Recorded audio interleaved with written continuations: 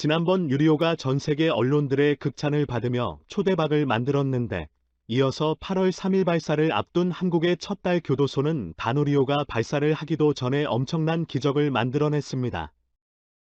대한민국 최초의 털 탐사선 다누리호는 미국에서 발사를 위해 옮겨졌는데요.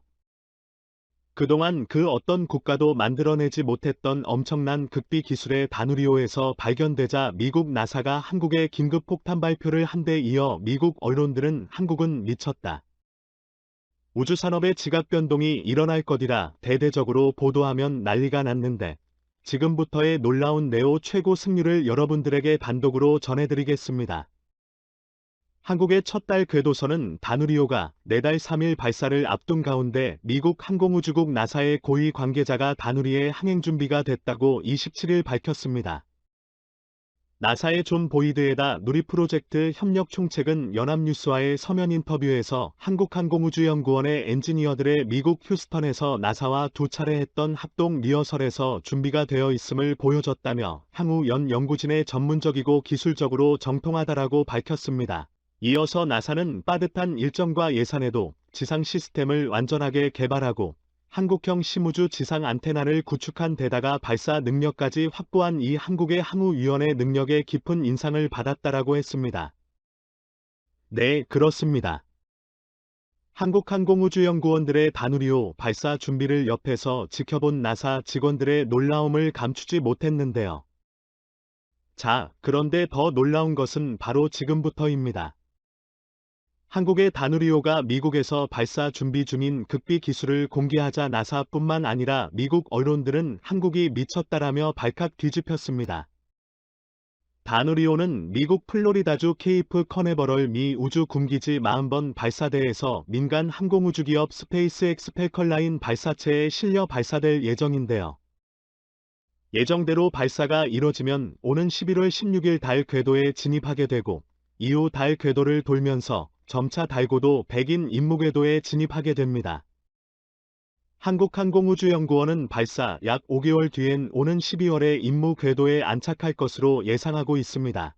지구에서 달로 곧바로 날아가면 대략 5일이 걸리지만 이 단위류가 이렇게 오래 걸리는 이유는 이 탄도용 달 전이 방식인 BLT를 채택했기 때문인데요.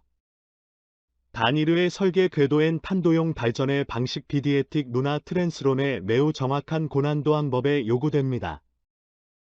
지구가 끌어당기는 힘으로 인해 속도가 붙은 다누리호를 이 달의 중력권에 넣어서 포획하도록 유도하고 달에 접근하는 다누리호는 지구 중력 때문에 가속도가 붙는데 달에 일정 수준 가까워지며 속도를 줄여 달의 중력에 의한 의류를 잡을 수 있도록 합니다. 타의 궤도에 들어서며 타누리호는 달을 타원형으로 공전하면서 궤도 안정화 작업을 진행하는 방식인데요. 지구에서 달까지의 거리는 약 38만 킬로미터인데 다누리는 발사 후 목표 궤도 진입 전에 한때 최대 1506만 킬로미터까지도 멀어졌다가 달에 다시 접근합니다. 이러한 방식을 이용하면 달 탐사선은 천체의 중력을 이용해 추진력과 운동량을 얻기 때문에 연료 소모량을 최소화할 수 있고 다른 일반적인 탐사선보다 압도적으로 오랜 기간 동안 우주에서 임무 수행이 가능해집니다. 즉, 10년에 걸쳐 수조 원을 들여 매번 똑같은 탐사선을 쏘아 올려야 할 것을 한국은 단 한 번만 쏘아 올리면 된다는 것으로 전 세계 우주산업의 지각 변동을 불러일으켰습니다. 과거 일본의 희생과 미국의 그레엘이 동일한 방법으로 달 탐사를 시도했지만 우주에서 충돌하면서 사실상 귀환에 실패했습니다. 자체 추진력을 활용할 때보다 제어가 어렵고 단 1도만 틀어져도 600m의 오차가 발생하므로 이 정밀하고 완벽한 항법 기술에 필요합니다. 뿐만 아니라 탐사선이 먼 우주로 가기 때문에 지구와 탐사선의 통신이 거의 불가능해집니다.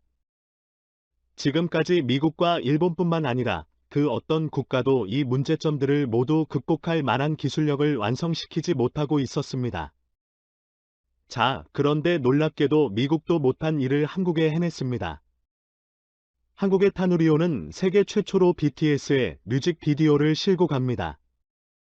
한국전자통신연구원이 개발한 우주인터넷 탑재체는 우주에서 실시간으로 메시지의 파일 동영상을 전송하도록 설계된 우주인터넷 장비입니다. 발사팀은 저작권 협의를 거쳐 우주에서 비틀스 다이너마이트 뮤직비디오를 쏜다는 계획을 밝혔습니다. 지구에서 세계 최초로 유지를 상용화시키는데 성공한 한국기에 이번에는 우주 최초로 실시간으로 메시지와 파일, 심지어 동영상까지 전송이 가능하게 만드는 최첨단 기술을 선보일 예정입니다.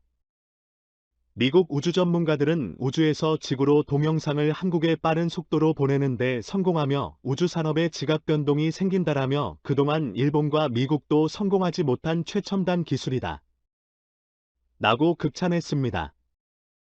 미국 언론들이 한국의 이번 성과에 더 놀라고 있는 이유는 바로 가능성 때문이었습니다. 한국의 우주개발 예산은 미국의 2% 수준, 일본의 20% 수준에 불과합니다. 즉, 미국은 한국의 10배 더 많은 예산을, 일본은 한국보다 매년 5배 더 많은 금액을 우주개발 예산에 쏟아 붓고 있는데도 한국이 최첨단 우주기술 분야를 앞서기 시작한 것입니다. 이에 미국은 한국이 역사상 최대 규모의 달 탐사 프로젝트의 아르테미스, 이수경원에 달하는 경제적 이익이 예상되는 이 엄청난 프로젝트에 한국을 메인 파트너로 선정하기까지 했는데요. 미국이 이렇게까지 하는 이유는 한국의 도움이 절실하기 때문입니다. 최근 러시아가 미국과 유일하게 협력하던 우주 분야에서마저 동맹관계를 끊어버리고 전쟁을 선포하는 충격적인 선택을 했습니다. 러시아는 오는 2014년 이후 국제우주정거장 프로젝트에서 완전히 탈퇴할 것이라고 유리 보리소프 러시아 연방우주공사 신임 사장에게 전했습니다. 국제우주정거장은 미국과 러시아 등이 함께 구축해 운영해왔기 때문에 러시아가 협력을 중단해버리면 운영에 큰 차질을 빚을 수 있는데요. 한국이 미국의 메인 파트너가 되면 기존 정거장보다 훨씬 더 강력해질 전망입니다. 미국 우주 전문가는 한국이 이번 단 유료를 통해 선보이될 우주와 지구 간 동영상 전송 기술의 현실화되며 우주 산업에는 분명 지각 변동이 생길 것이다라고 전했습니다. 바이든 미국 대통령은 이렇게 차세대 우주 최강국이 되어 한국과 협력을 강화하기 위해 최근 깜짝 놀랄 만한 발표를 했는데요. 바이든은 한미동맹은 그 어느 때보다 강력하다.